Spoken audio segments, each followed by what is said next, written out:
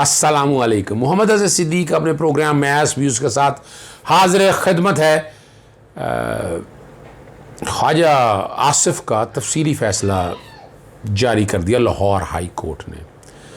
आमदन से ज़ायद असासों का जो है ना, और करार ये दिया है कि ख्वाजा आसिफ के ख़िलाफ़ ताहाल रेफरेंस दायर नहीं किया गया, किसी मुलज़िम को गैर मुअय्यना मुद्दत के लिए जेल में नहीं रखा जा सकता।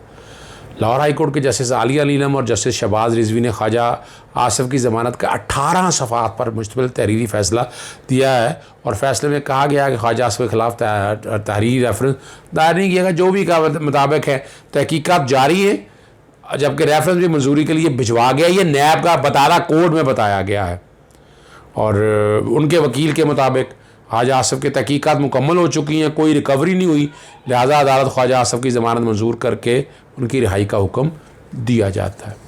इस पूरे फ़ैसले को अगर आप देख लें, 18 सफ़े में कोशिश करूँगा बैकग्राउंड पे चल जाए, सारे मेरी ज़ाती राय के मुताबिक इर्रेलेवेंट प्रिंसिपल्स हैं। उनका इतलाक़ नैब के केसेस में होता नहीं। नैब के केसेस में ख़ास तौर पर तलाल इसहाक़ का केस बड़ा वाज़ेह तौर पर और हार्डशिप और मेडिकल के अलावा नैब में ज़मानत नहीं है। ये नॉर्मल क्रिमिनल लॉ नहीं है, वो प्रिंसिपल अप्लाई नहीं हो रहे हैं और इस केस के अंदर नॉर्मल क्रिमिनल लॉ के केसेस को सामने रखते हुए ज़मानत दे दी गई है। और जैसे हमज़ा शरीफ की ज़मानत लाहौर हाई कोर्ट ने दी, उसके बाद शहबाज शरीफ की ज़मानत दी, राना सनाउल्लाह की ज़मानत दी और अब ख्वाजा आसिफ की, ये सारे केसेस उठाकर देख लें, ये सुप्रीम कोर्ट के फैसला जात की वाज़ेह तौर पर खिलाफ वर्जी है।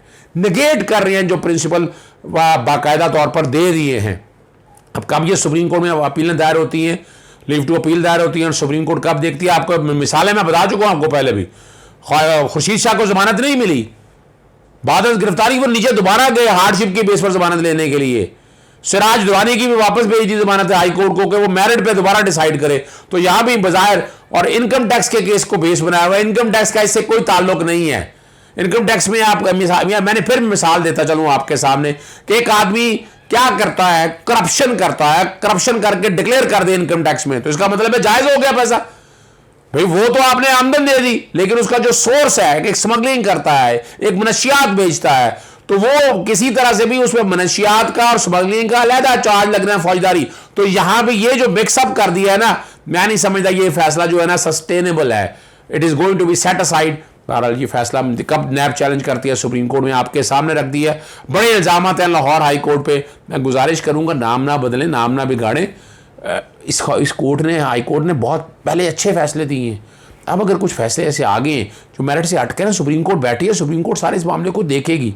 और मैं कोई तज़ीक या तजलील की बात नहीं करना चाहता, लेकिन बात सिर्फ इतनी है कि खुदारा इंसाफ फराम करना चाहिए आम आदमी को भी और इन ताकतवर लोगों को भी, इन माफियाज को भी।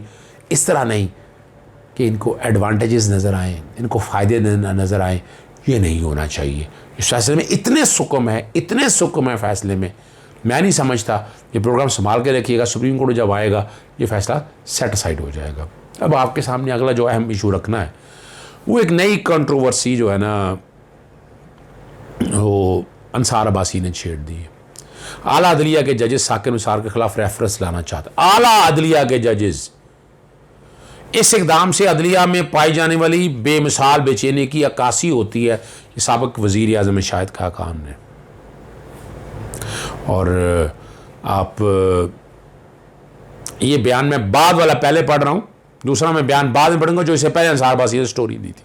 उन्होंने कहा कि 2017 के आखिर में उनके आला अदलिया के काबिले भरोसा मुसालतकार, कौन है ये मुसालतकार, कौन है जजेस, ये नाम तो अब सामने आने चाहिए ना।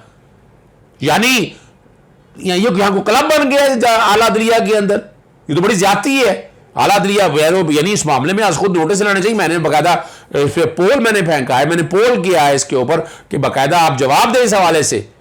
और को चीफ जस्टिस ऑफ पाकिस्तान के खिलाफ सुनने मिसकंडक्ट का रेफरेंस दायर करना चाहते हैं। और ये इतवार के हवाले से जो पहले खबर आई थी वो है जिसमें नवाज साकिब निसार को हटाना चाहते थे, उसके जवाब में ये वजाहत जारी की है उन्होंने। और उन्होंने कहा है कि बुनियादी है कि जो इन्हें याद पड़ता है कि मुसालतकार मुसालतकार का लफ्ज़ है, न्यूज़ में भी छपी है, न्यूज़ वाली खबर में आपके साथ बैकग्राउंड पे कोशिश करूँगा ये चले और ये भी चले। और मिसकंडक्ट का रेफरेंस दायर करना चाहते थे। अब सवाल है कि मिसकंडक्ट का रेफरेंस क्या है, क्या है मिसकंडक्ट में? कोई जायदादें छुपाई हैं, कोई पैसे लिए हैं? इस तरह का एक रेफरेंस जो है ना वो सदीकुल फारूक ने किया। सदीकुल फारूक ने लूट मार की थी सारी। सदीकुल फारूक ने जैसे साकिब निसार के खिलाफ कि जिस तरह का अपना हकायक के खिलाफ अपना गरज उतारते हुए एक रेफरेंस दायर किया था, वो पहले जरा वो खबर आपके सामने जरा पहले वो सुन लें कि वो क्या दायर किया था। तो chief justice of Pakistan justice Saqib Nisar के खिलाफ रेफरेंस दायर कर दिया गया है और ये रेफरेंस सुप्रीम जुडिशल काउंसिल में दायर किया गया है और साबिक चेयरमैन मतरूका वक्फ इमलाक बोर्ड के साबिक चेयरमैन सदीकुल फारूक की जानिब से ये रेफरेंस दायर किया गया है। जी हाँ, चीफ जस्टिस साकिब निसार के खिलाफ सुप्रीम जुडिशल काउंसिल में रेफरेंस दायर कर दिया गया है। मतरूका वक्फ अमलाक के साबिक चेयरमैन सदीकुल फारूक ने ये रेफरेंस दायर किया है। इसी हवाले से हमने राब्ता किया है नुमाइंदा पब्लिक न्यूज अमजद भट्टी से, उनसे मजीद जान लेते हैं। जी अमजद भट्टी। जी अच्छा, बिल्कुल, ये मतरूका वक्फ इमलाक बोर्ड के साबिक चेयरमैन यानी एडवोकेट ट्रस्ट के साबिक चेयरमैन मोहम्मद सदीकुल फारूक हैं, जिन्हें चंद माह पहले चीफ जस्टिस मियां साकिब निसार ने उनके ओहदे से हटा दिया था, फारिग कर दिया था।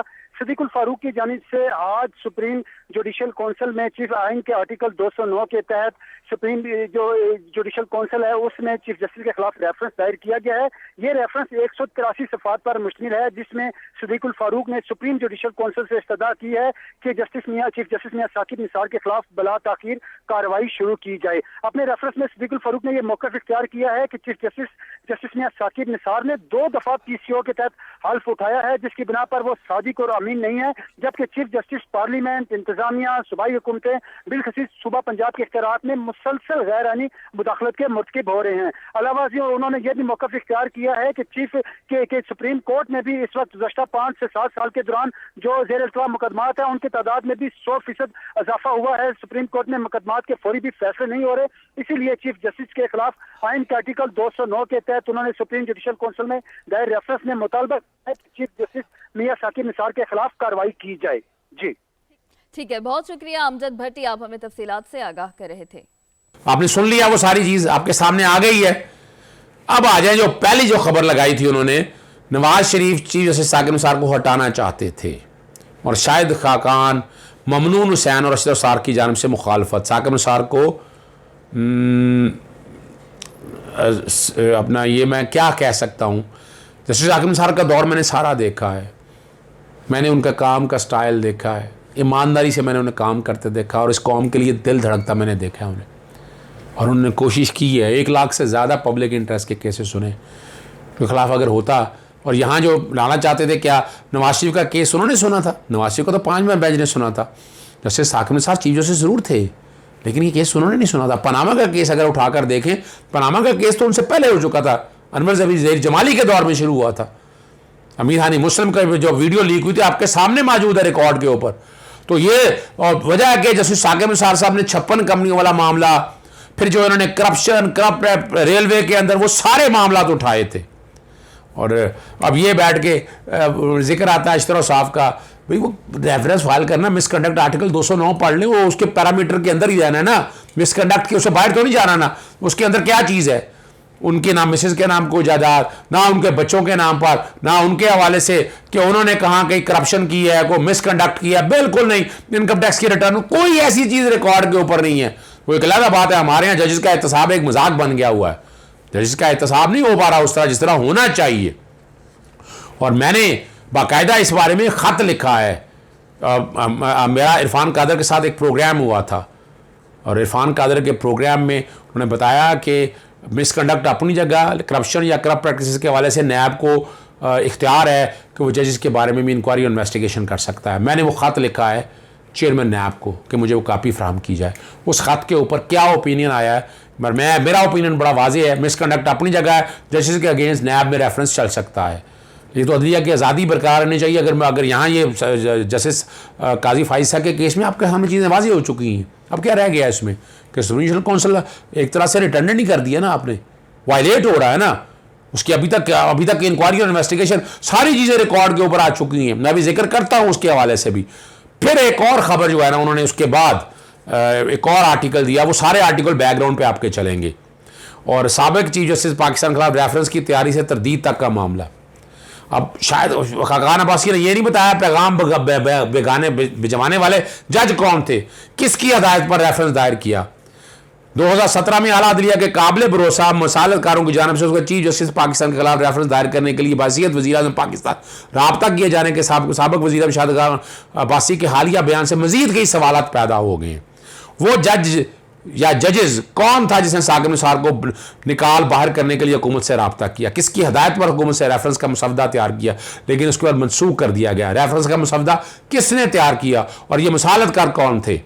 इस नुमाइंदे ने मुख्तलिफ खिलाड़ियों से पस पर्दा बातचीत की और यह बात सामने आई है कि नून लीग ने बुनियादी तौर पर सुप्रीम कोर्ट के उस वक्त के एक जज पर इल्ज़ाम आयद किया, ये जब रिटायर हो चुके हैं।